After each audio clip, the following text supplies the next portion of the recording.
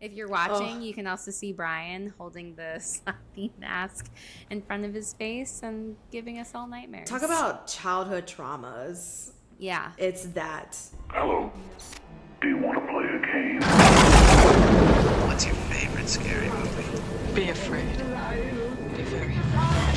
See dead people. You're gonna need a bigger boat. Here's Johnny. The power of Christ compels you! The power of Christ compels you! Whatever you do, don't fall asleep. Welcome to Talking Horror with Jamie and Nikisha. Hi, I'm Jamie. And I'm Nikisha, and this is Talking Horror with Jamie. And Nikisha. Where we share our love for spooky things and talk horror through the lens of human behavior. Welcome, everyone. I felt like I needed a scream today, so I screamed. We all just need a little scream, scram. A little scream, scram, scrum. So, well, lots of screams happening on this episode because we are talking about the 2015 American found footage horror film, Hell House LLC. Ooh, houses are scary. You know, what's actually scary is the housing market, but that's a whole nother podcast.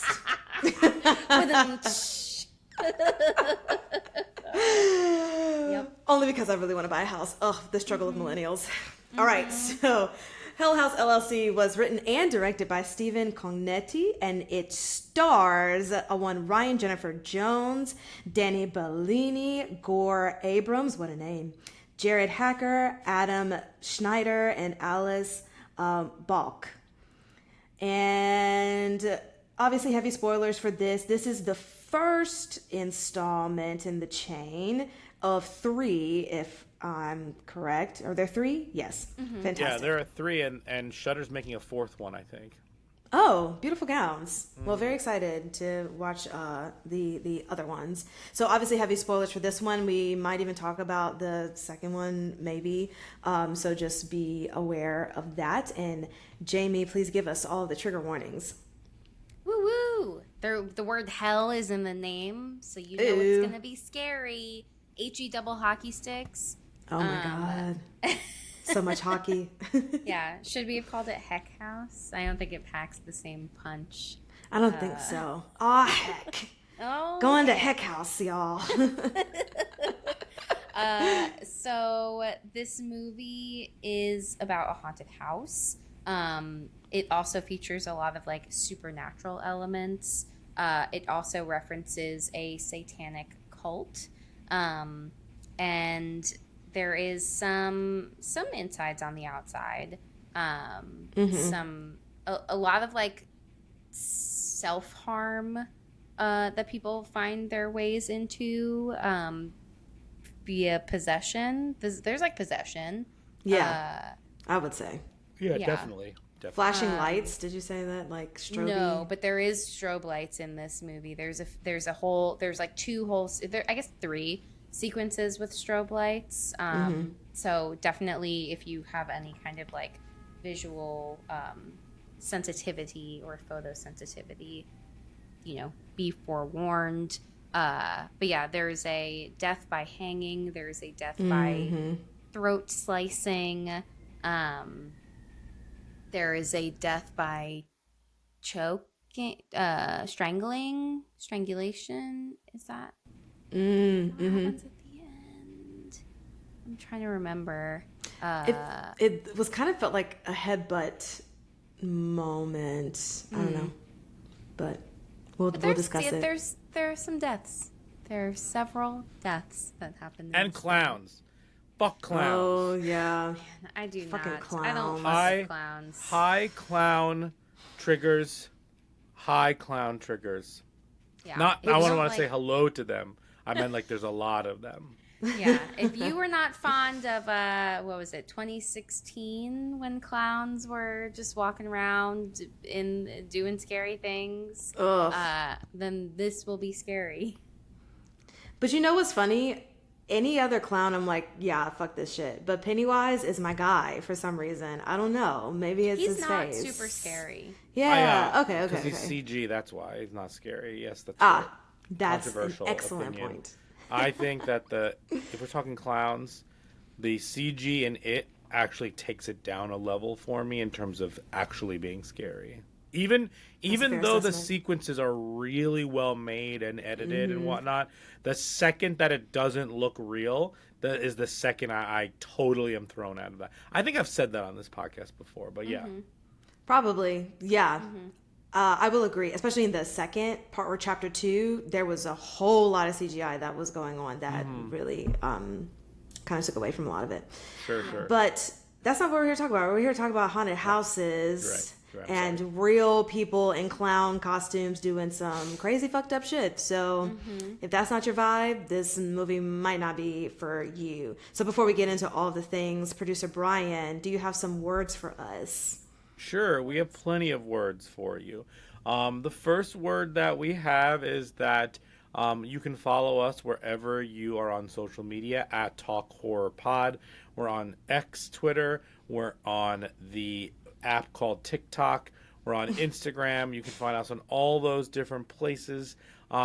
We were trying also to get us on No Space. That's the new one that I just heard about. Okay. That was kind of like MySpace, but I I don't just know. tried to sign up, and I'm like at 200. Like they were like you're 231,000th on the list, but if you invite a friend, you move up. So I was like, oh, gotta send this to producer Brian. Yes, I That's signed up. so I did, but I wild. didn't send it to anybody else. But so I'm still like 1 millionth on the list. However, yeah, you can absolutely find us in all those places. Next week is Halloween. If you're listening to this when it comes out, if you're not, then Halloween was yesterday, or Halloween's in 3 months, or Halloween was 6 months ago, Halloween or is oh my every gosh, day. Halloween is every day. So happy This Halloween. is Halloween. Yes. But yeah, getting excited for Halloween. And then the last thing I'll say is that Jamie and I were featured on an episode of the Best Picture Cast. Every year they do a draft for horror movies during October, voting on X. I believe the voting is still going on if you're listening to this when it was aired. We also break down all the horror movies that were picked in the draft in that episode. So I'll link it in the description below. But yeah, check out Best Picture Cast there. Cool. That's all. Thank you so much. Have a lovely. And vote Well, for those. And So vote. that we win. yeah, and vote if ours have made it to this point. When you are listening to this, vote for it. We picked host 2020. 2020. We picked the ring. Oh, the ring's already eliminated, and the third one we picked was Rosemary's Baby. So vote for us. Yeah, it's so wild. Every year around this time, they also do the list of the most scariest movies according to like people's heart rates Yeah, and stuff. I believe some of those were on that yeah. list. Last I checked, host was number one. Yeah. Did we do host on this? No. Oh, we should. Have you seen it, Nikisha? No, I haven't. Oh, then we doing it. we gotta do it. We're gotta do it. doing host. We're We're doing host. host. I'll add it to the Just list. Jamie fighting for it in the background. I am So obsessed. good. Fantastical. Okay, well, guys, have you watched anything new? I know that I have watched a couple. What did you things. watch? So, Amazon Prime, they got Totally Killer out there. Oh, you watched. Oh, cool. Yes. I had a great time watching it. I don't know what it is. Maybe it's just because we've been watching kind of 80s movies and such, but I really enjoyed the 80s slasher aesthetic of this. I thought it was fun. I thought it was cheeky. I thought, it was well written to just talk about not only what was going on in the 80s at the time with like slashers and then also like the movies that were coming out and kind of like a little bit of the panic within the town, but also it references, like how racist, people still were kind of in the 80s and like referencing how people were being treated poorly, in different social circles and the whole teenager group cliques thing of the popular girls and the nerds and all that stuff like that, you know. And so I thought it was really fun of just a watch with different eyes of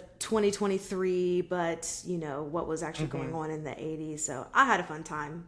And so you'd say that Totally Killer was Totally Killer? Totally killer, tubular That's great. dude, loved it. Yeah, It's very high on. Thanks, Michelangelo. It's very high on our list. However, we just haven't gotten to it yet. So I'm really happy to hear that you enjoyed it. yeah. It's a fun whodunit. You know, it's like teen angsty but horror elements, and of course our lovely actress that plays Sabrina in the Chilling Adventures of Sabrina on Netflix is the lead in it, and yeah, it was a fun time. I know Was her we name all Kieran Shirpa? say it again. From Mad Men. Shipka. Kieran Yeah. Shirpa, or whatever her name is. Yeah. Oh yeah, I'm like terrible with like people's actual You're like, it's names. Sabrina. It's Sabrina, guys. Also, from like Sabrina's best friend is in the show Gen V, which is a spinoff of The Boys, and that show is fantastic. Oh, yeah. Her cousin, right? From Sabrina. Did you watch Sabrina? Yeah, I watched Sabrina. Yeah. Okay. Her The one who's cousin and her cousin? best friend. Oh, both of them are in it? Both of them are in it. Yes. Ooh, okay. Okay. Yeah. Somebody knows the casting director. Ooh. Oh, and the best thing, y'all, I'm like halfway done with the Fall of the House of Usher. All right, so Man.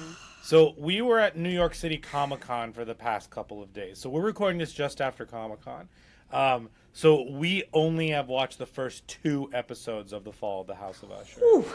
But I need it. I need it so badly. I need Yeah. more.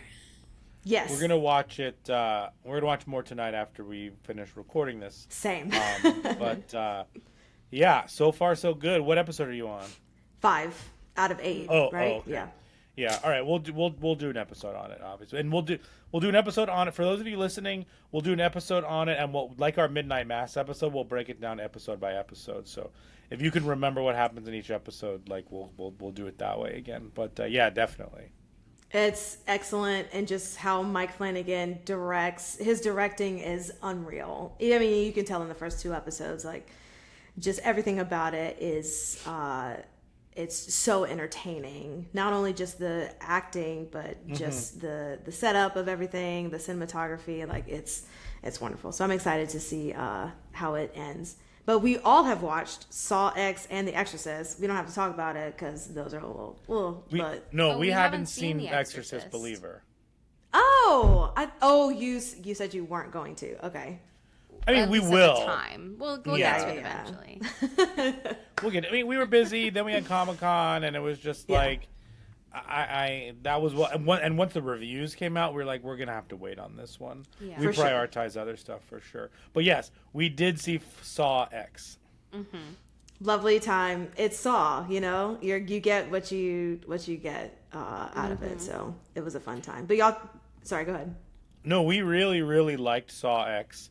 Man, what a bummer. They made such a mistake killing him off in the 3rd one. Spoiler alert Right. for Saw, I guess.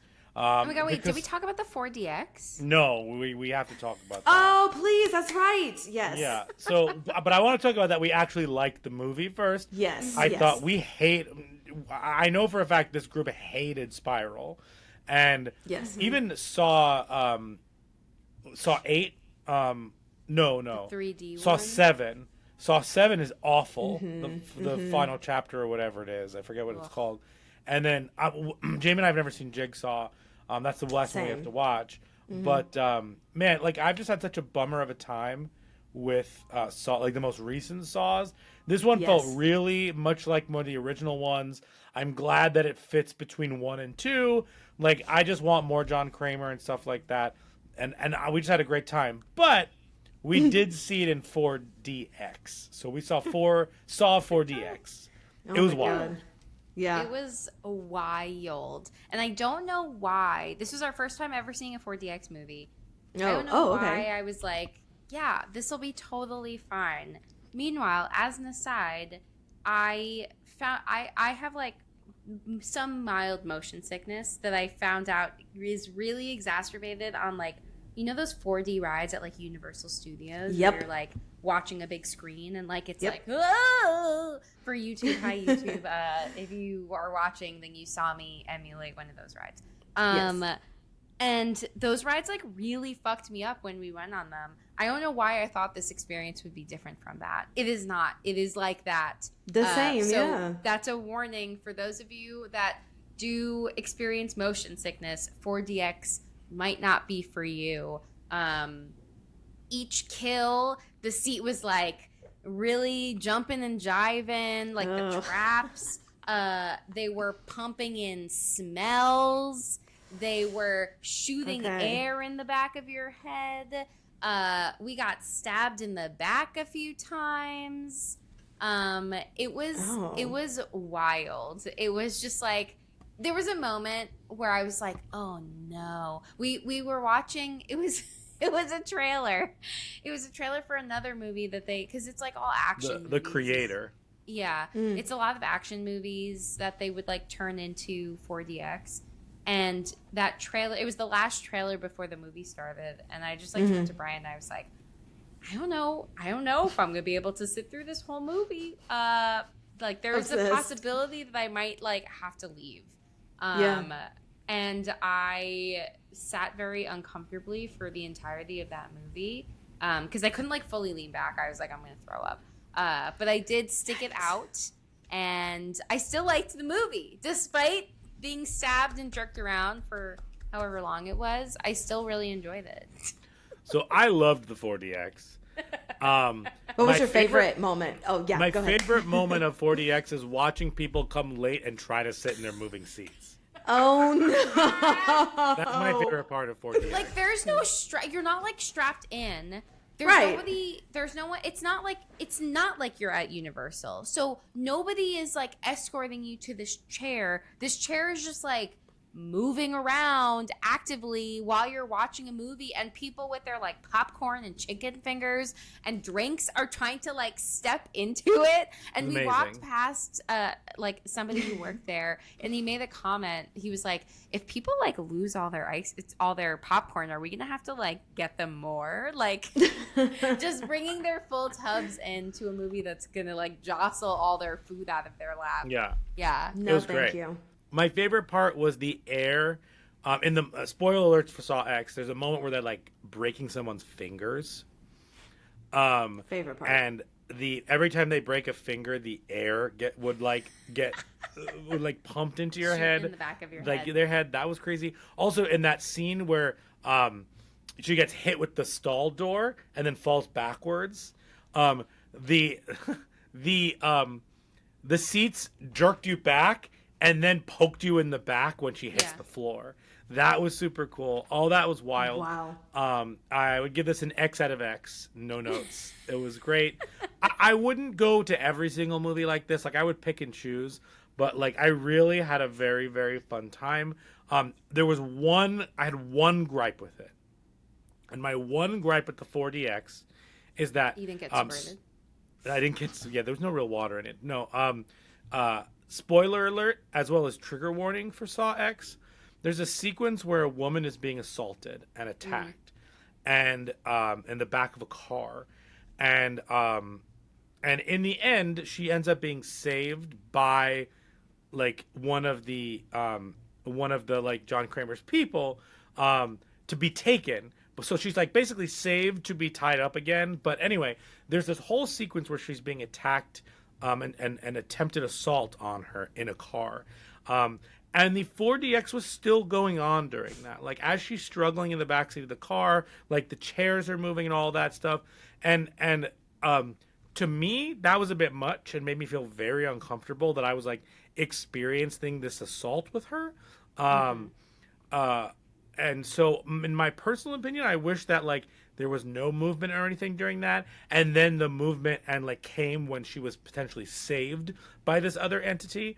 I think that would have been maybe more appropriate. Everything else was awesome. That one, I just felt uncomfortable while watching it. And And quite frankly, to me, there was no meta reason to be doing that. Like, Sure. the movie was not trying to prove a point by, like, Right. making me feel the assault. It just felt a little bit too kitschy for a very serious moment. So that's my only gripe with that movie. And that's not the movie's fault, obviously. That is the design of that 4DX for that specific movie. But other than that, like, as a first 4DX experience, like, totally fun. And then when Zepp's theme comes in and then like you're moving with the chair, it's awesome. It's very, very cool. I just can't imagine that kind of movement when you know people are going to be eating, because then it feels like you're eating on a roller coaster, and that is just a setup for disaster.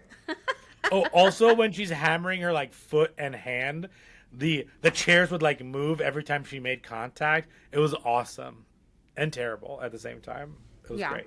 Definitely You know, I feel like it would be worth it to maybe do an episode on Saw X.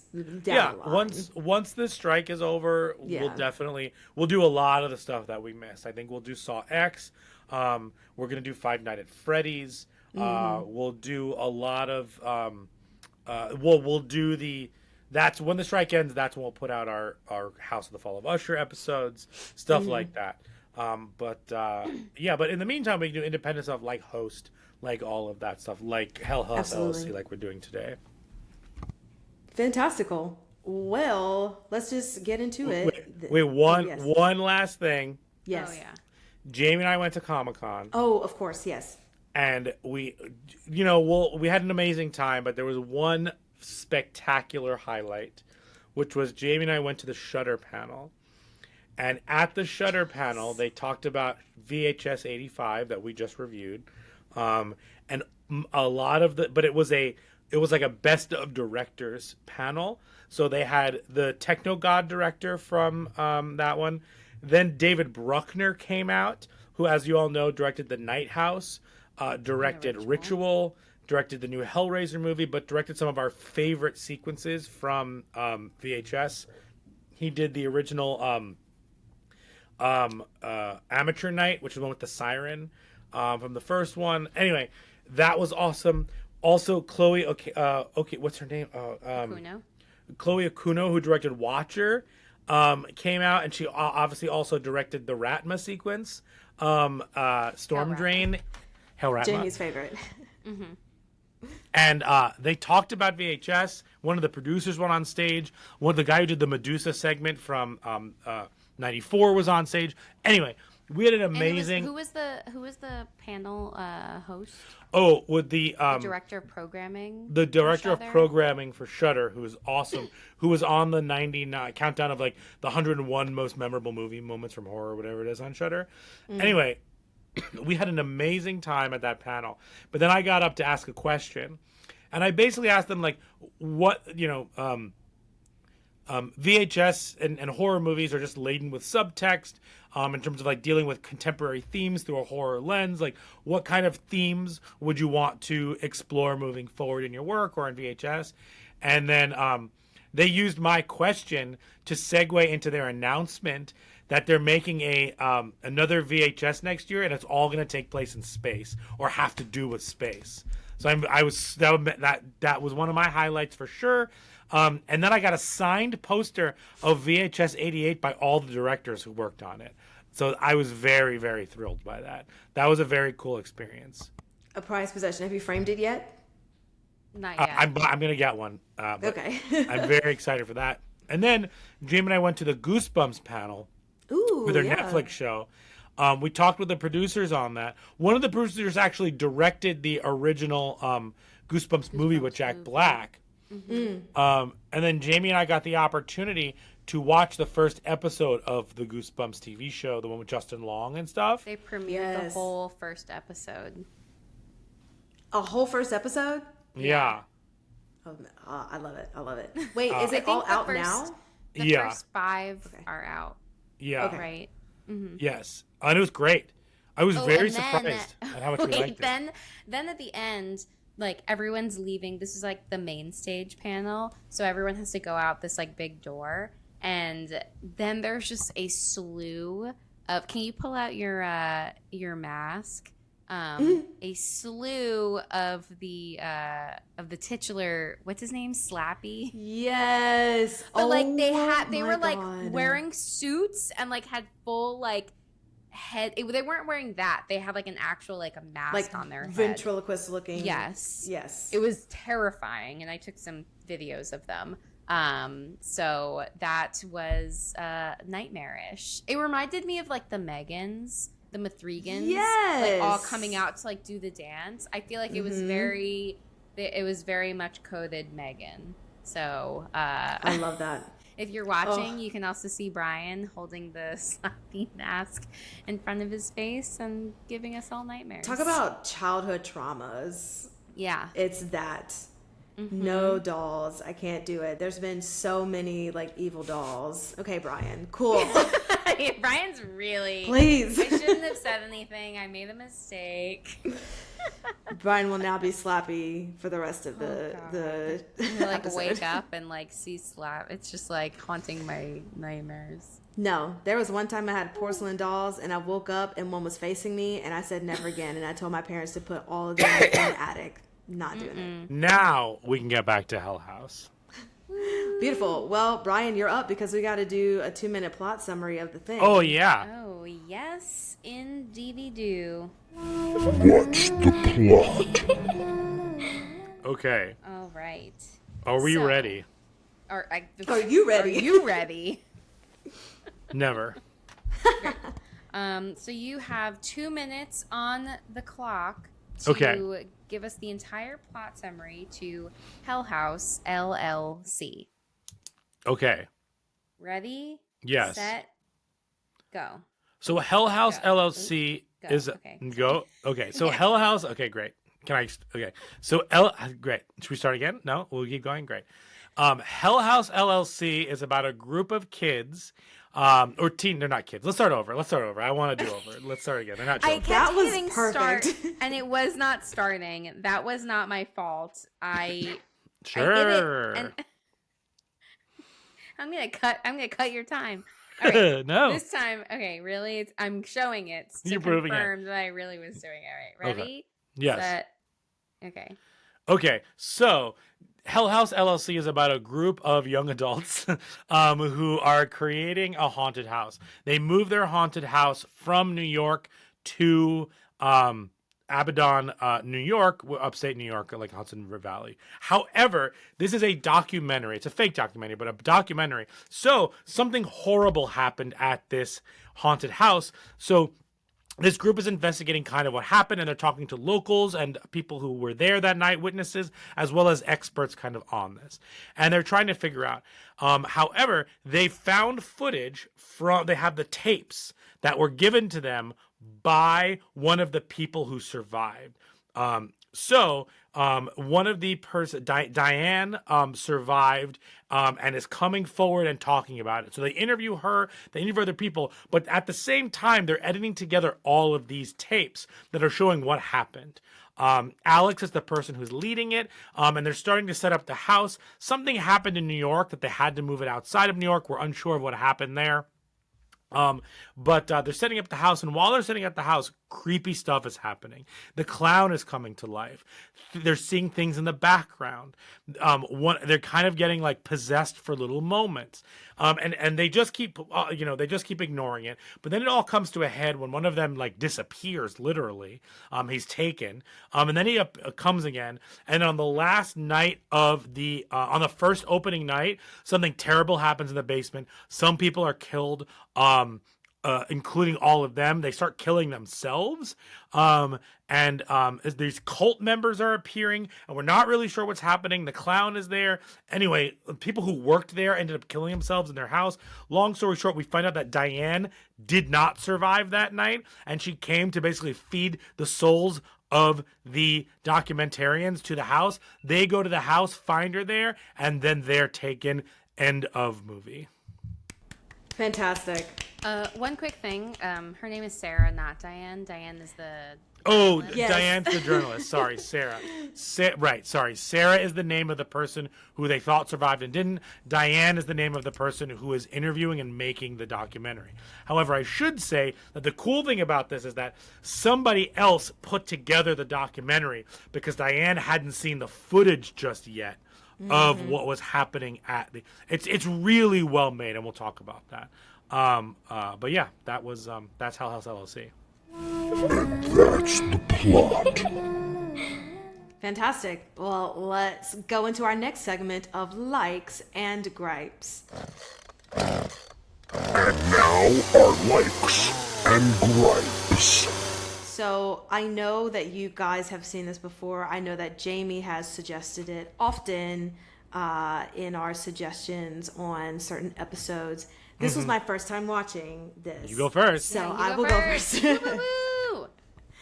Okay, first off, I love how the movie just starts. There's no opening credits. It's Sure. just like, and we're here. Here is footage of them driving in a car, and then it goes back and forth from like the footage, and then just a title card, not a title card, but a screen of like, this is what happened. We are about to talk about this haunting and blah, blah, blah, you know. And so it'll go back from like worded information to like the footage. I love that it's a combination of found footage and news reports and interviews, like a real documentary, because I did not know what to expect going into this. I just knew it was found footage. So I thought the whole thing was just going to be a compilation of found footage from from the night or whatever. So I was really happy that it combined a whole bunch of things to make it like a real documentary. And I will say that at moments I had to remind myself that it wasn't a real documentary, because there was one moment where the photographer that snuck in and took pictures was making a comment that the minute that he saw the basement and just took a picture of the stairs, he was like, I decided I wasn't going to go down in the basement. So, Nikisha, that's one of my quotes. Yes. The quote is, I've been to a lot of scary places in my career. There was no way I was going down those stairs. And literally after he said that, I audibly said, good for you. Like it was not the person who was like, I chose not to do this. I think Jamie said hell yeah or hell no out loud. Truly. It was just like such a, I think how they blended everything was just so well done. Just to make you think that it's a true crime doc, or like what happened in this, haunted house. Also, the joke about Hitch is fucking hilarious when they were trying to talk about I Am Legend, and then she's like, "Oh, Will Smith, Hitch, I love it." I also love the concept of a found footage about making a haunted house, because I don't think I've ever seen anything of that nature. It's either found footage or it's a haunted house, and just the combo was genius to me. And I love a timeline countdown, so when it was like 31 days until opening, 18 days until opening. It's like, yes, I want to know. If we love anything here on Talking Horror, it's rules and countdowns. Give me a movie with a countdown and rules like Escape Room. Yes. Like that's like the perfect like Venn diagram of the things that we three love. Absolutely. It just makes everything structurally just makes more sense. Yeah. But like now we know exactly what's happening in this time period, and then you can kind of make sense of it in your brain with, even if the information is sporadic, you can still kind of with a timeline understand what's happening. I feel like it's so much more unsettling because you are viewing it as kind of like a true crime. And I also enjoy the fact that you don't know exactly what happened, and no one is saying like, this is what was going on. Yeah. It's just all of these things have happened, and you have to make up for yourself what you think it was, as well as the people who are being interviewed who are like, I really don't know. You can watch the tapes, but I can't give you a sound answer of like what exactly was going on. So I thought that us not knowing everything completely, while sometimes I am like, oh, I want to know what's happening, in this instance, it worked for me.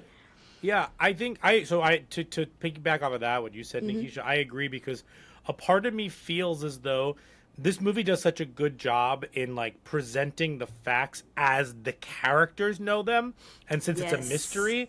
I feel like answering those mysteries in this movie would have kind of undercut like the point of the documentary in some ways. One, and then two, I also really like, so for those of you who haven't watched it and are listening to this episode, all the characters wanted to leave, like really wanted to leave, but then one of the lead characters who like runs Hell House LLC tells them all kind of a secret, if you will, off camera.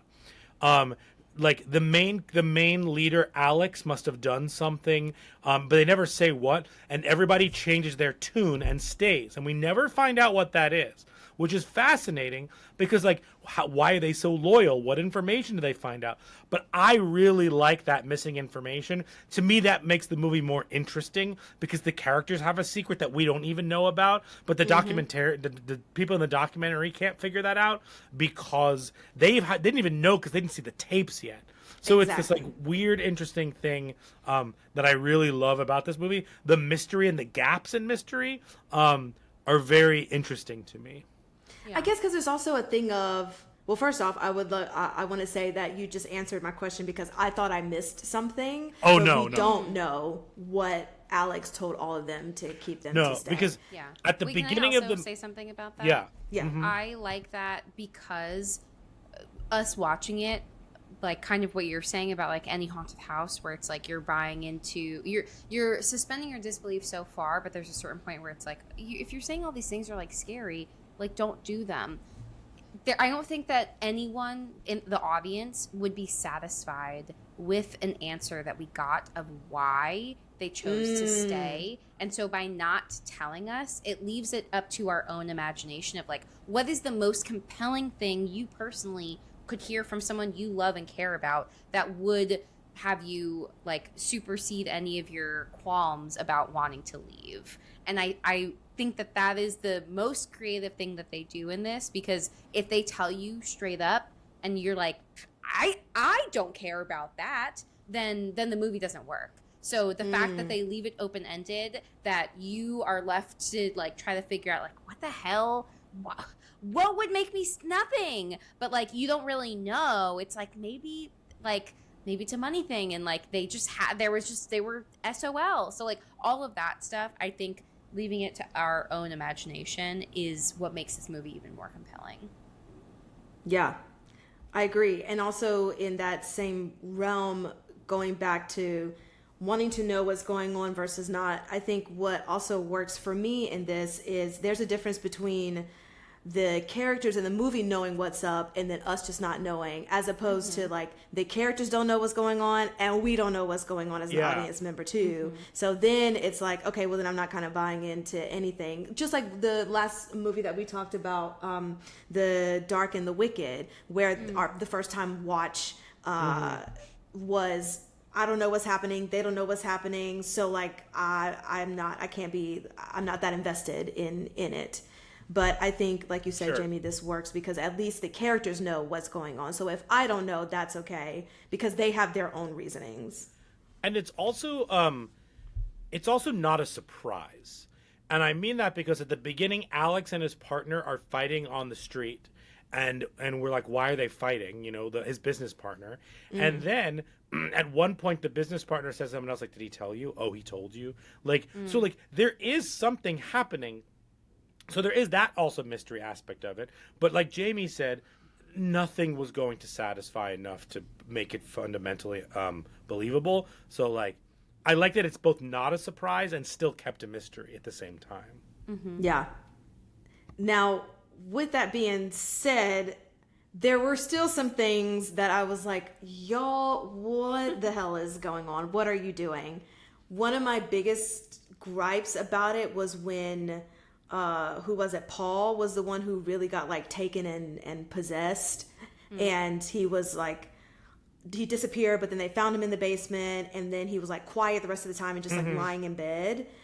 And my brain was thinking, there's no way that if your friend who was the chatterbox of the century is now just silent after you have witnessed all of these other things, that you wouldn't at least go back on the video camera tapes and see what happened to him at the least.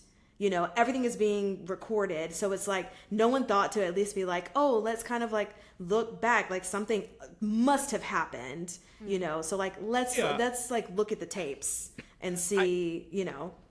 I get that. They also don't know that he was filming in his room.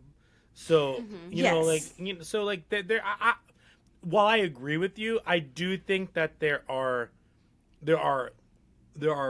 things I can fill in with their mindset. They're very focused on the show, on the haunted house. They didn't know he was recording in his room.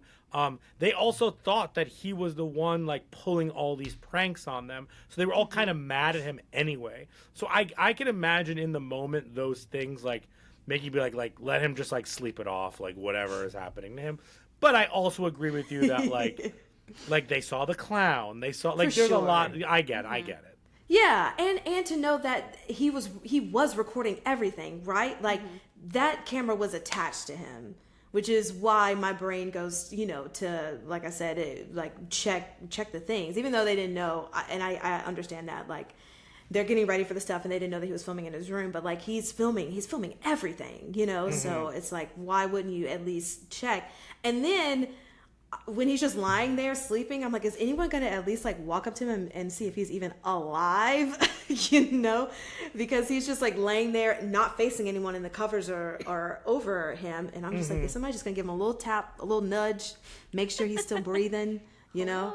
And then the other thing, which I think your explanation, Brian, of like Alex told everybody all the things, so that's what's making them stay. Helps with this next gripe that I have. But Sarah, girl, you had a near possessed experience and you still are just gonna be hanging around and just be like, all right, cool, I'm here. You know, again, there might be that compelling circumstance that made her stay, and that was her boyfriend. Her boyfriend.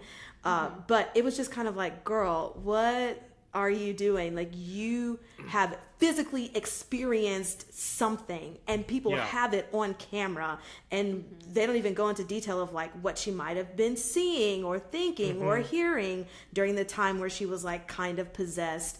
But it was just kind of like, that in that moment, it's like, get out of Dodge, man. Like, do not pass go, do not collect $200, like go home, you know, like leave it to them. Well, I guess my question for you two, before we keep going with likes and gripes, is like, what do you think the secret was? Do you have an idea of like what you think that Alex like did or didn't do that kept everybody there loyal to him?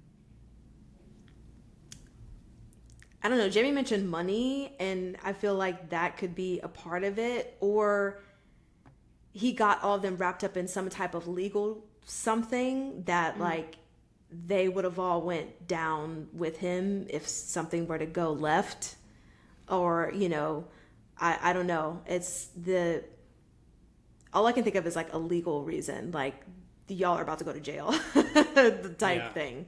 Yeah. But I feel like if that happened, then the energy would shift because they would be mad at him, but they seem more defeated in like a way that's still showing some loyalty and care towards him. I feel like if they were going to face like criminal charges or some other kind of like legal thing, like they would have been a lot more mad at him and then like been more out for themselves of like, I'm not going to let you do that to me, versus like, I forget who he tells when the next scene is just him with like his head in his hands, just like, oh no, like that reaction I feel like is very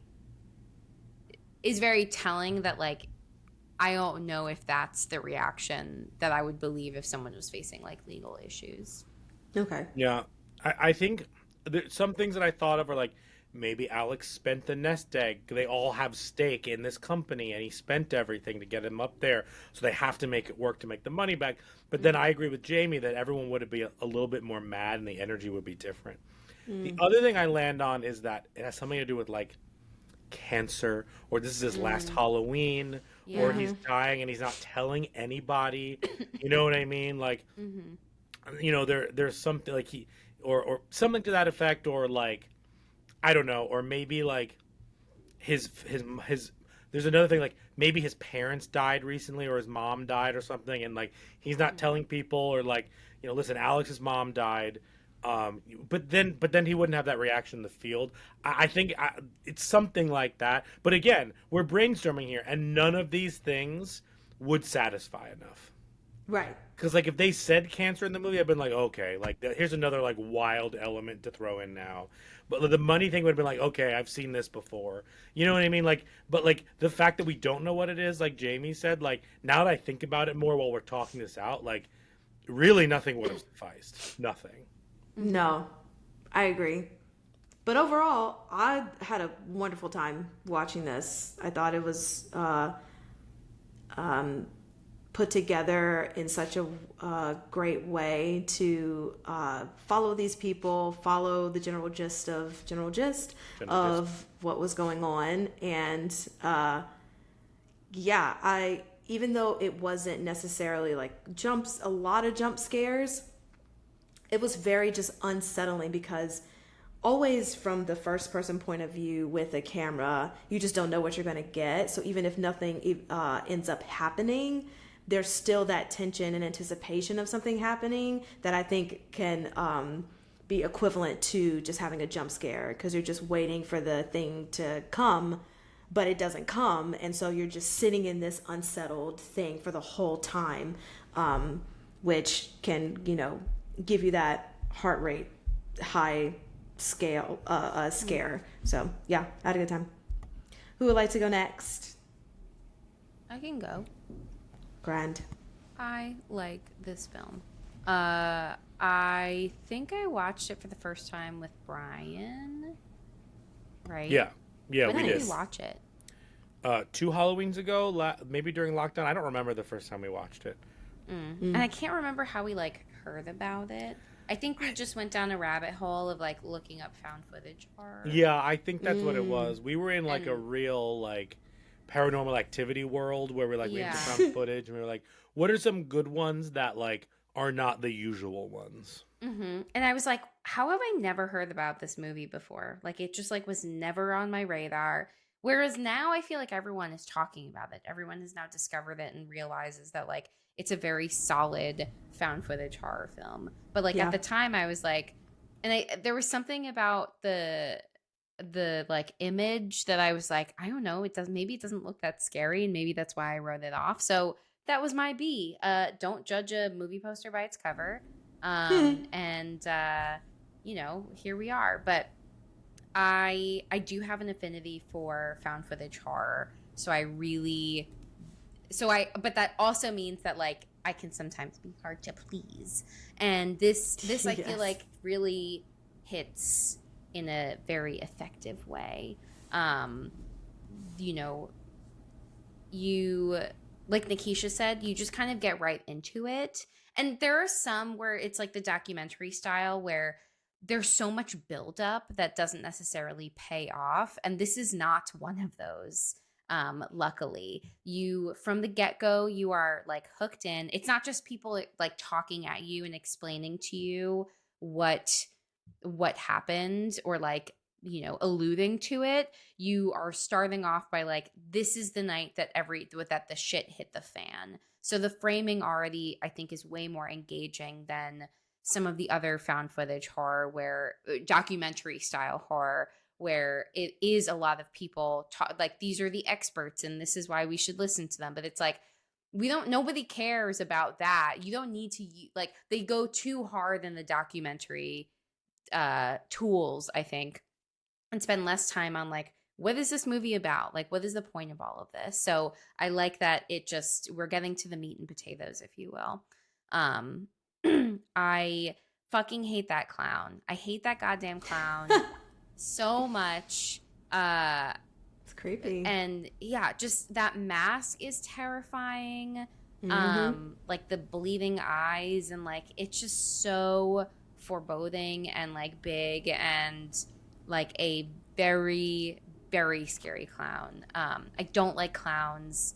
I'm anti-clown all the way back from Poltergeist. So Poltergeist instilled a lot of very specific fears in me, clowns is one of them. Mm-hmm. So are thunderstorms. I don't like thunderstorms because of Poltergeist. But anyway, we're talking about clowns. Never go to the circus in a thunderstorm, is my understanding. Sounds like a terrible crossing of things. Yeah. Yeah, the clown scenes are really good. The strobe light scene is really good. Because a lot of the things are like, you see it, you don't really see it, because you never really like are actively watching the clown move. You're never actively watching some of the scary things happen.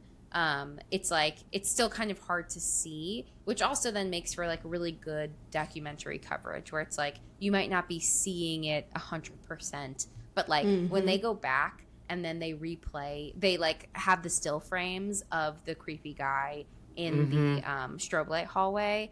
But I think even more, I really do hate the clown, but I think that the scariest scene is in the bedroom when the guy gets taken. Definitely. And the woman is in there. There's like another scene that they set it up where she walks into his room. She's the only moving one. Where she walks into his room and he thinks it's Sarah. He thinks it's like one of them. Yeah. And she doesn't respond to him. And he just goes back talking to himself into his camera that he has. And she leaves. But like any time, and then there's a fake out where like there's another time where he's talking to the camera and nothing happens. And so then this next time that you get it, she's already in the room. He wakes up in the middle of the night. She's in the room just sitting there. And it's terrifying when you notice her, and then when he notices her, it's like then you get the second scare because then he's hiding under his blanket, and then you get the third scare when he lifts the blanket and she's right there in your face, and then he's just gone. It's so good. Like it's that so whole good. The tension building is so excellent. It's wild that they get you so many times, even though you like know it. Like at that point, you're like, oh my god! Like anyone who's gonna hide under their blanket, like you're done for. You're already doomed. I already know. But like, just the fact that she's just like right there in your space, like it feels so violating and it's terrifying. Absolutely. But yeah, then he's just like straight up dissolves. He is gone. Which sometimes I think that's weird, because it, like, again, there are things that are unexplained. I guess I don't really know what I would have wanted to happen. I don't think I would need to see, like, the ghosts eat him, or, because she's gone, too. They're both just gone. But, like, yeah, it's just, yeah, like, I don't know. Where does he go? He's just... like the house being a ghost around, playing the piano, being creepy on the piano. Yeah. Then I don't know if anybody else. I think Brian saw it and then brought it to my attention, and then we watched it back. But there's a scene when they re-show the footage of everyone actually going through the haunted house, where the guy that gets taken is sitting in the background of one of the shots. And is just like dead face. So like in the scene where it's finally opening night, and everyone's going to all of their spots, and then the people who like made the YouTube video are walking through the house. They make it to the bar, and I think they have acknowledged that I forget what his character's name was. Mac is the one, with the head cam who disappeared. Mac's the one who disappeared. Mac's the one who was taken in like under the blanket. Yeah. Oh, so I thought his name was Paul. Oh, was Paul it was Paul? the sound guy, right? Because they kept yelling like Paul's name to look for him, right? Yeah, I think and they find him in the basement. I think it was Paul. I think Paul is the one who was filming everything in the beginning and then disappears in his blanket. But he, I forget what. Oh, they were saying in the beginning like he's just asleep, and he's non-responsive. So so they just left him up there, but he Right. somehow makes his way. I don't know if you saw it, Nikisha, but he makes his way into the bar room, and they have the dummies in there, like in some of the seats, and then they pan across towards the door that they're walking out of, and he's just sitting against the wall, just staring into space. And then they pan back after they finish doing, like, it goes like this way and then that way, and when they pan back, he's just fucking gone. So he's literally only there for that 1 second, and then he's gone. Genius. It's so good. So I loved, like, all, like, it very much feels like, it gives me like Flanagan vibes, where it's like the ghosts are in the background if you just pay attention. So I really appreciated that, especially as like a Flanagan fan. It's like it's fun. I think you mean Flanistan. Yeah, I'm a Flanistan. Flanistan, that's great. I love that. Yes. But no, it's like, oh, it's more fun. And not that it's more fun, but like you're rewarded for like paying close attention. Yes. Which I also like. It's like, yeah, you get a gold star for like, no, this. It's like, I found it. Job. Got it. Yeah. It's like, where's Waldo? Yeah. Found him. And you get a background ghost, and you get a background ghost, Exactly. and you get a background ghost. You all get possessed. Happy Yay! birthday. But yeah, so I think those are like some of my favorite parts. Because then I kind of get annoyed a bit at the end of the movie. So like, one thing that I've noticed on a second watch is like Sarah's energy when she's like doing the interview with Diane changes like significantly in the moment from when she finishes answering their questions and is like, I need to take a break and I have some water. Yep. And then they put the camera down, but the conversation still continues, and she's like, have you been into the house? And I was like, why'd she say it like that? Like, that's clearly a sign. And they're just like so in their own heads about filming this that like just the way that she's talking is different from how she was talking before, that I was like, there's clearly something afoot here. And it bothers me that they don't notice that. It bothers me that they decide to still break into the house, and that they see the room labeled to see the room that she says she's staying in, and they still try to go in. Awful. And that they don't answer the guy's phone call. Right. It's like, you're not in a Who's rush. watching the footage? Yes. Yeah, you're not in a Yes. rush. You broke Yeah. into this house. Like, just answer the phone.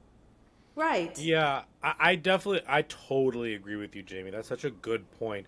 That to me, the actress in that moment is playing the twist, Yeah. as opposed to just like being that character. I feel like her line delivery is the twist, and that's a really good point and a bit disappointing for sure. It's not I like was a waiting big deal. It's more of just like, because I saw it the first time, I Right. was like so surprised, and then kind of like scrutinizing it more. Just like, oh, it just seems like now she's like, it's very obvious, more so than before. So that was just like, oh, okay, like I guess that's fine. But the movie, I think, still lands the plane. It still is delivering. I also I have like mixed feelings on the cult people, but I guess you know, if this was just this movie as it is, like I think it's actually totally fine. Because I think the sequel goes more into like the cult stuff a lot.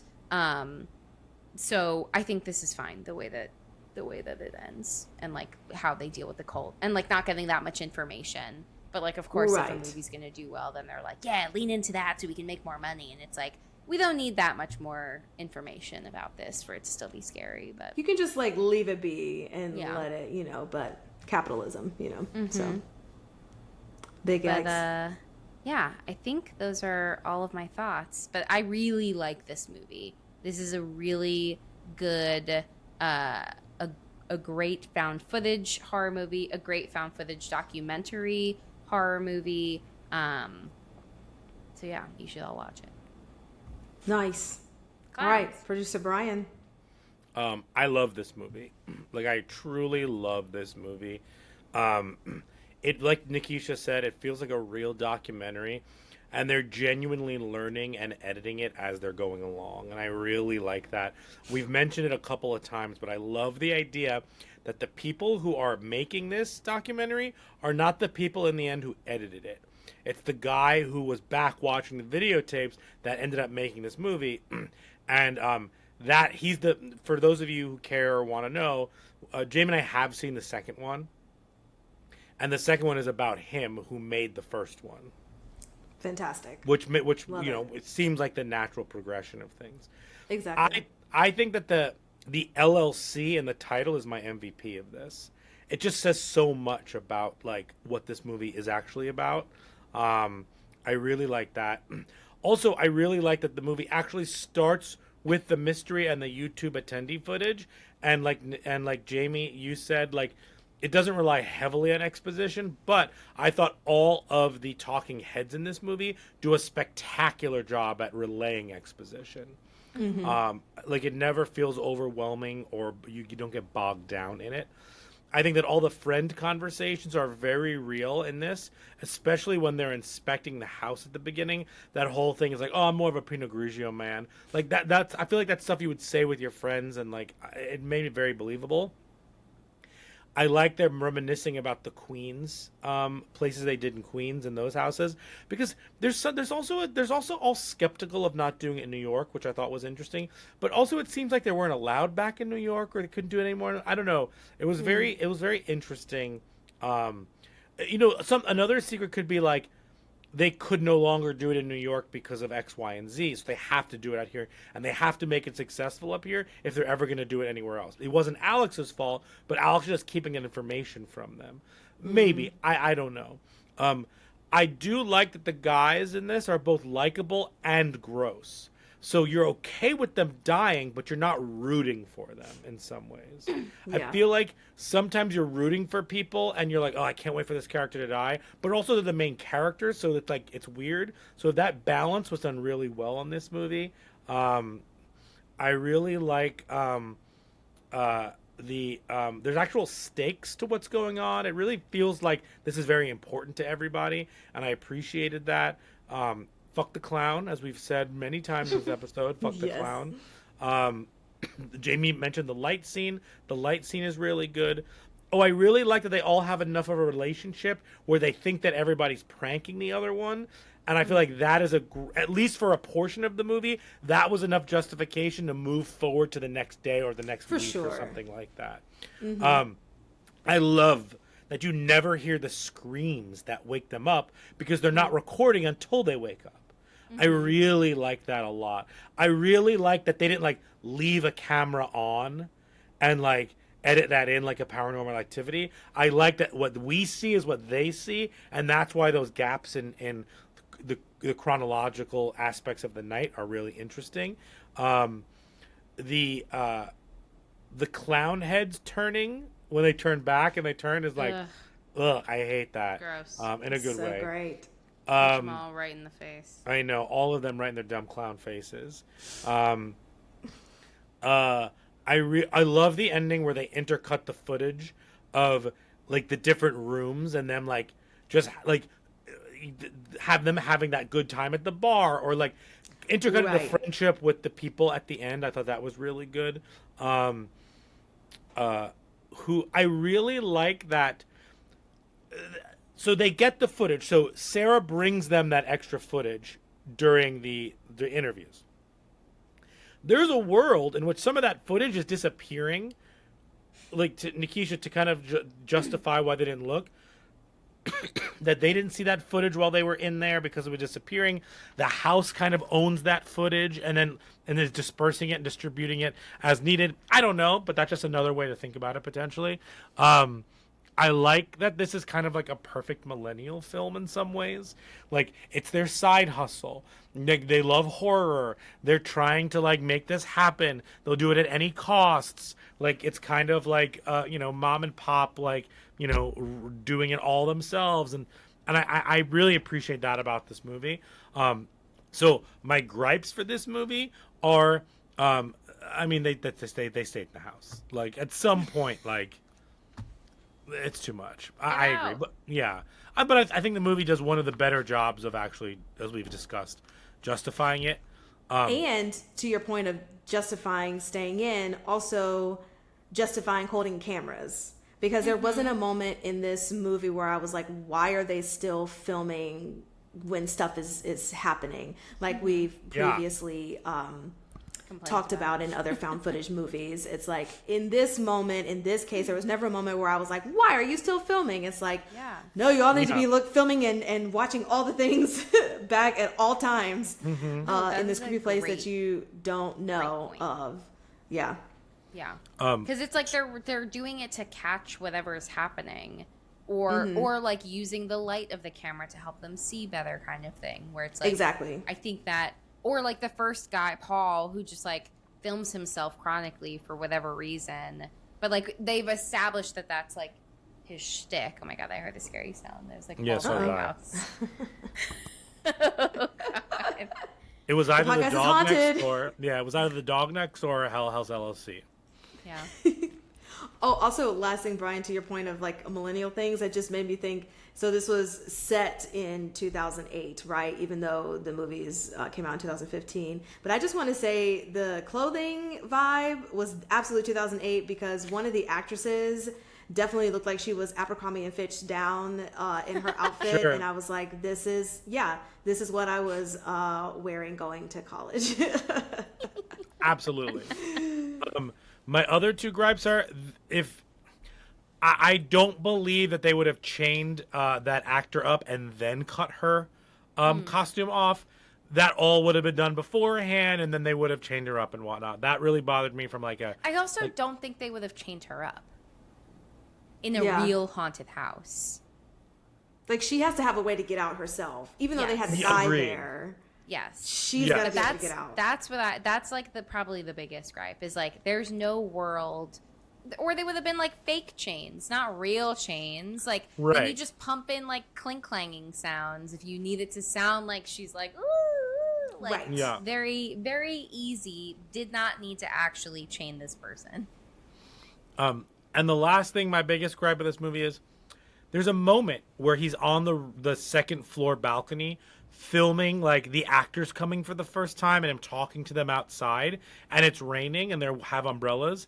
On what planet would orientation be outside in the rain and not at least like invite them into the living room?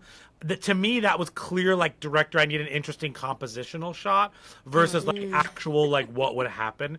Because like if you were bringing your actors in for the first time, like at least you would say like, here, come under these underhang under the porch, or like they're just like standing in the rain, like being like, hey, so this is how this works. It's like, no, what are you doing here? Like, that's insane. So that's a gripe. So yeah. And I had questions for you all, but you already answered all of them for me, so that was really great. Welcome. No, thank you. And then the quotes I have are, "It smells like money." "Welcome to Lucifer's cabin." And in reference to the satanic stars in the basement, no, that shit's OG. Which was so wild. It's like literally them making the point of, oh, well, they've done half the work for us. Like, we don't even have to really make this spooky because it's already spooky. It's like, anytime you see any occult symbol, satanic shit that's like just been there before you got there, that's a clear sign that you need to find someplace else. Get a witch doctor or something, or just completely find another place. I don't know. A witch doctor? I don't know. Paranormal activists, you know? Yes. Excuse me. Where are our local paranormal activists? We call upon you, please. 100%. Fantastical. All right. Anyone have anything else for our likes and gripes before we move on? Fantastical. Okay, let us go into brains. So many brains.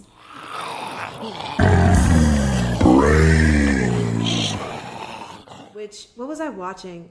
Oh, that was Gen V.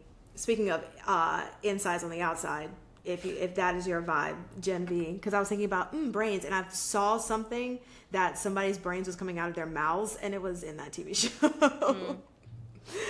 Okay, so my first question, Jamie, for you is, why do you think, in your humble, educated opinion, why do you think haunted houses are so successful? Like, why do people want to be scared? Because we're all little weirdos. I mean, I'll take it. Oh. We're all little. We That all is go a little my mad. professional opinion.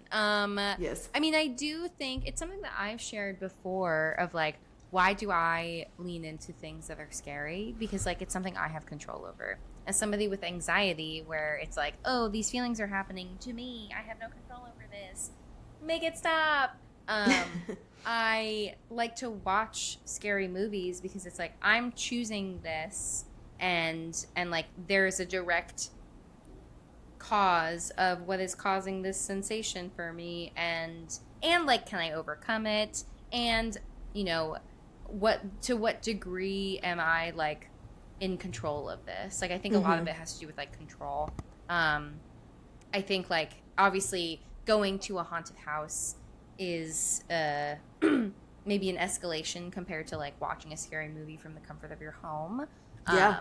Because again, it's like you're choosing to walk into this space where like anything can happen within limits, unless you go to that like really wild one.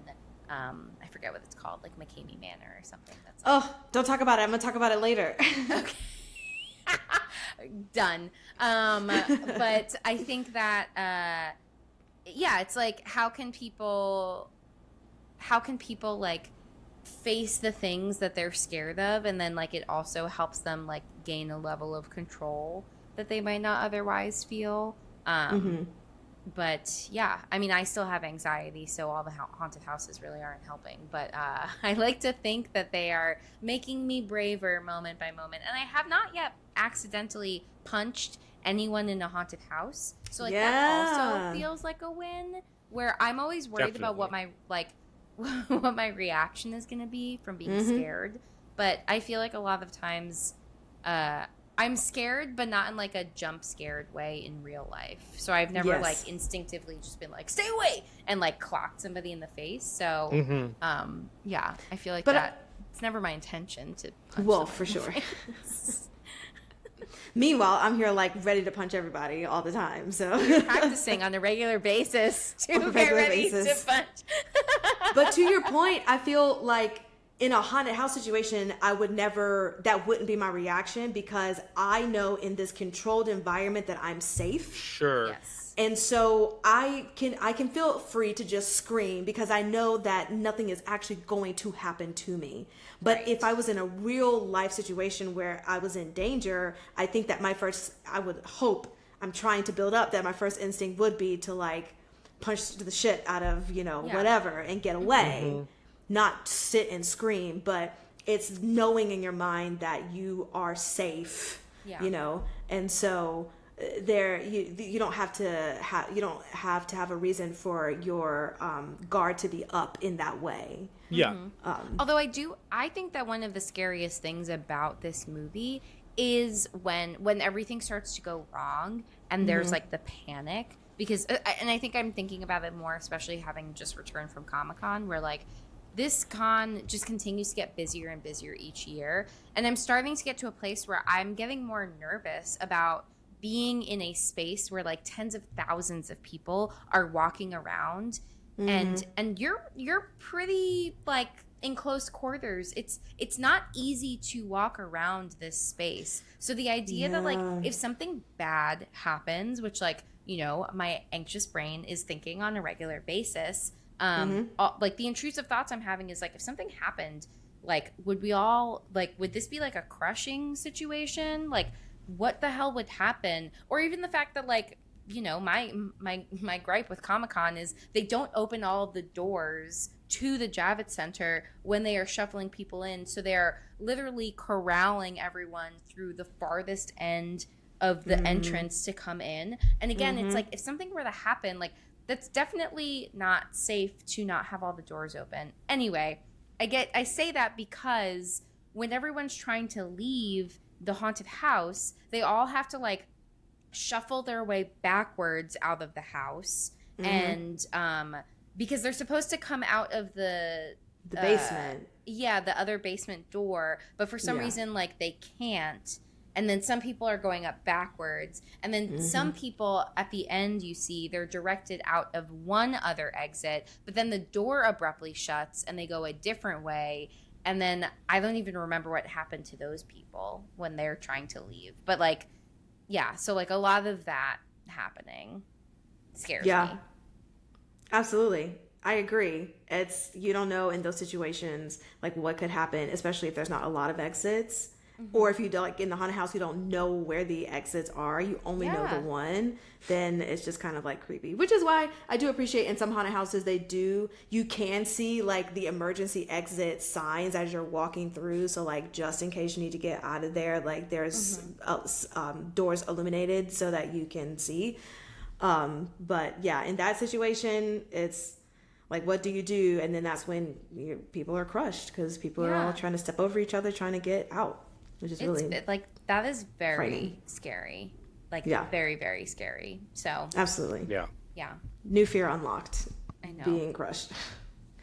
Okay, my last question that I have is, so people who, like an Alex, who thinks up these things for these haunted houses, people who write horror novels or horror films, do you think that being in that headspace for a long amount of time could take a toll on one's mental health, thinking about such kind of torture and danger and scary and harmful things?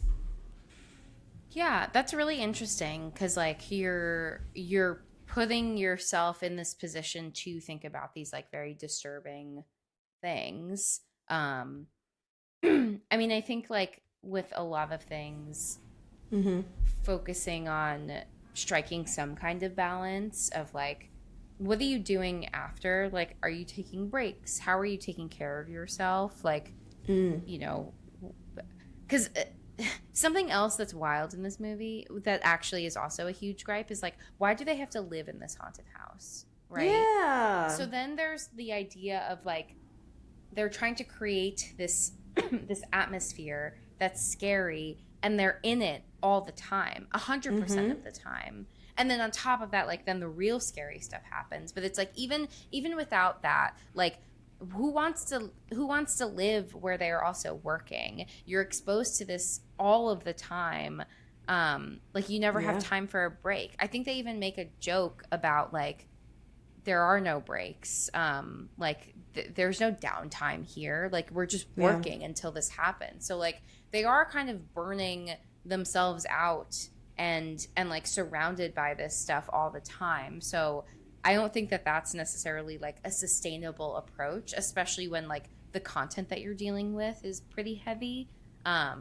So like that's something I think to be super mindful of in terms of managing your mental health. If you're thinking about these, like conjuring up these scary thoughts and images and things like that for the purpose of work, but it's also like, how are you then taking time for yourself? Maybe you are still thinking about these things. Maybe there's something that brings you a source of comfort, but like, I would just say in general, like making sure that you're taking time for yourself to decompress and like practice self-care, do things to unwind, all of that. So that you're able to like create better work-life boundaries, that I think that can like help protect your mental health. I guess the same could also be said of like actors who have to portray these kinds of people in movies. It's like making sure that you have that differentiation between work and life and who you are and who the character is, so that you can have a better balance to be able to move through things. Because there's interviews with some actors who really take a long time to come back to themselves and have to, you know, self-isolate in order to be able to come back to themselves, because they have put themselves mentally in such a chaotic space to try to have a specific result for this movie. And it's really interesting how much our own brains can conjure up things that can change a lot about, you know, how we act and behave, especially with specific images such as that are so just scary and unsettling, to say the least. For sure.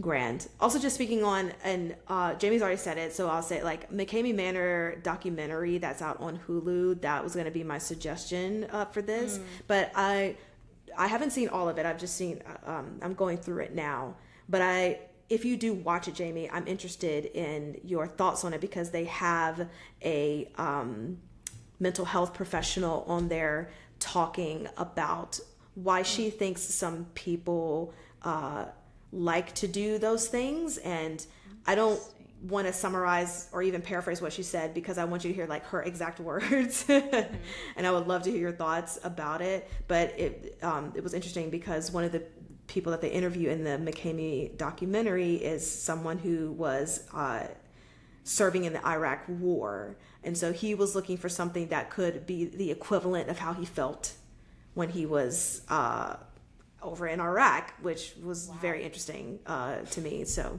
if you ever decide to watch that, I would love to hear you. I don't know if I even want to watch it because like I don't even want to give them more attention because like I just think what they're doing is super fucked up. It's just like torture. They're just torturing people and then calling it a haunted house. And then saying that they will give you, there's a prize, so they're incentivizing it. I forget what the prize money is, but like it's only like $27,000. Well, only, but $27,000. Sure, but like no one's been able to like successfully make it because they just do whatever they can to like torture people into not finishing it. I saw something. I saw some of it come up on like TikTok and like a bunch like.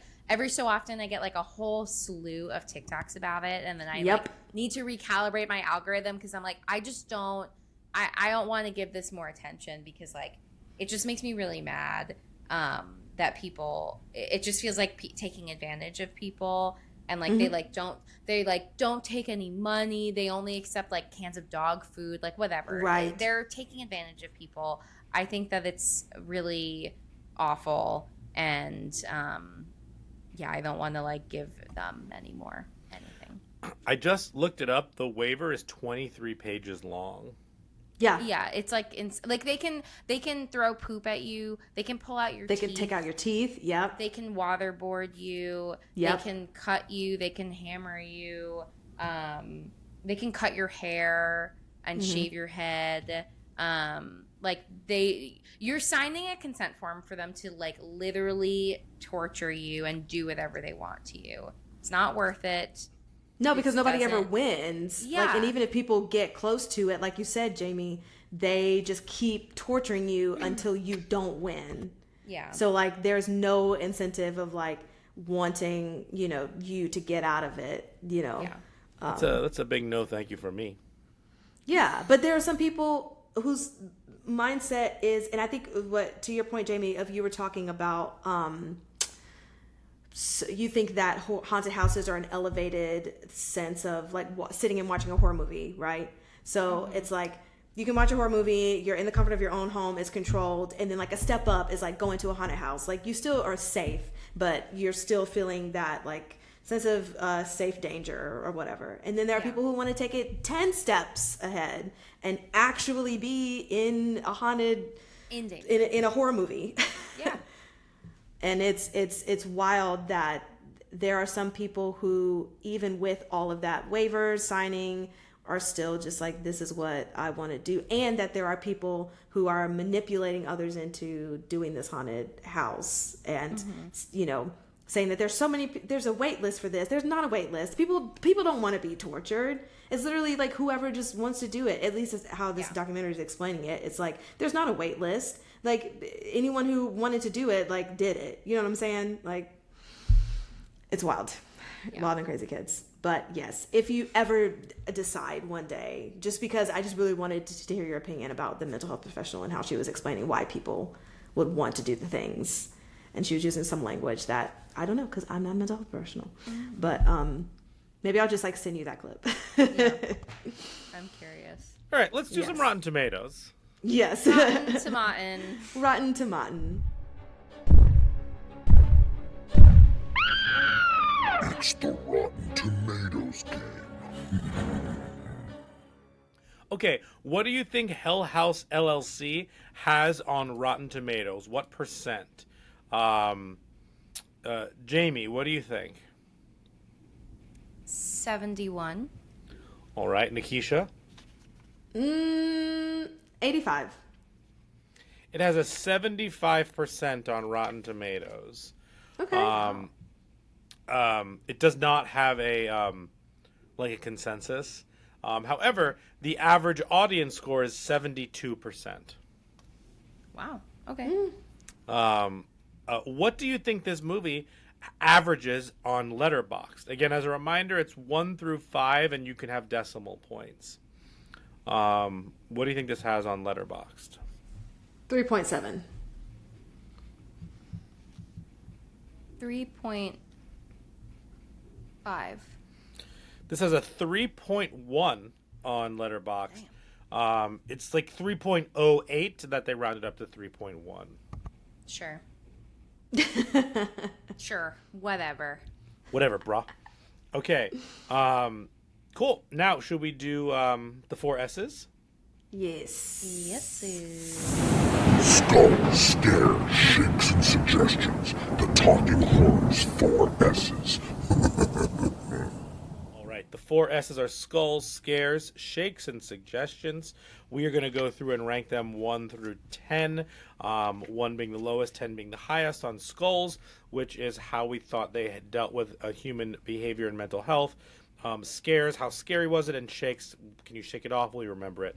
Jamie, let's start with you. Yeah, so for skulls, I gave this a 6.5. Lowered some points because I don't think I would live in a haunted house if I was working there, and they should have left way earlier. Yes. For scares, I'm going to give this movie a 7. This movie really scares me.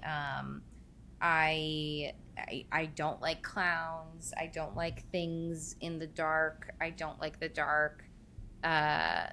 It's full of, I don't like Satanists. Sorry. Sorry all. I guess more cultists. Those are bad. But there's so many elements in here that like are very terrifying to me. A lot of the jump scares I think are very well executed and like very unsettling. Mm-hmm. For shakes, I'm giving this a 6. Because I think it's like a really solid, scary movie that I have underestimated. And then every time I watch it, I'm like, what? Why did I underestimate this, bruh? That's what I say to myself in my own head. Sometimes she says it out loud.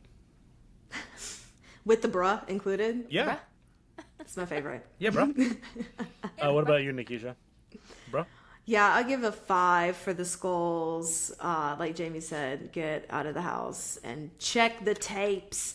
Scares, I'll give it a 6 because it was just very unsettling, especially with the way that it was presented as a doc/found footage. And then shakes, I'm gonna give it a 7. I really had a good time watching this, and I think that I will remember it a lot in my found footage catalog now. Cool. My skulls is a 6, same reasons as you. My scares is a 7, same reasons as you. But my shakes is a 9. I think this is a great movie. I think this is one of the best found footage. I think it's just, and I actually think that Jamie nails it on the head with like, oh, be careful! Oh my god! No! Too much. 4D. Or YouTube to find out what actually happened. Nothing. Spoiler. Nothing. No, but I think that it's one of the better found footage, and I think that Jamie knocked it out of the park with the comment about the fact that any information that was given to us wouldn't have been good enough. So keeping that information, that's what makes this movie great. And the way that they organized the tapes coming in halfway and someone edited the whole thing before and like afterwards, I like that. That's a 9 for me. My suggestion for this is I have 2 suggestions. It's the original and a sequel. Horror in the High Desert and then Horror in the High Desert 2 Minerva. They are not as good as this movie, but they are fake horror documentaries that I think have some really excellent moments in them. And so I like the second one better than the first one, but to appreciate the second one more, I think you do have to watch the first one. So Horror in the High Desert 1 and 2. Those are my suggestions. Nice. Jamie? I only put Ganjiam Asylum. Great. Oh, yeah. Because it's great. And it's, it's not like full documentary, but still has like the found footage. It has like live streaming elements. I like that it gets a little creative with like the found footage stick. And it's just like a great haunted location. Yes. Nice. Good one. That's a great movie. Yep. I have not seen that one. Oh my God, you have to watch it. Okay. Fantastical. And of course mine was the McKamey Manor doc on Hulu if you want to watch it. But also just thinking of docs, horror docs in the TV series. I was putting those words together. In the series, TV series Swarm, there's an episode where it's a full documentary of like what has been happening in the previous episodes, and it makes you think that like what was happening wasn't fiction and that this is like a real documentary in the middle of this series. And so it's really fun if you haven't watched Swarm, which is also Amazon Prime, I believe. It's a good TV series to watch, horror series. Fantastic. Well, I think that wraps up our episode of Hell House LLC. You can follow us on the Instagram, the Twitter, the TikTok at Talk Horror Pod, Pod. And Brian, where can they listen to us? You can listen to us wherever you get podcasts. You can use your YouTube podcasts. You can use Spotify. You can, of course, use Apple Podcasts. Rate and review us there. 5 stars, please. And thank you. Thank you. Brian, you want to list off some quotes for us? No, that shit's OG. So many satanic symbols. Tapes, I hate them bruh. all. Check the tapes, brah. Check the tapes, bruh.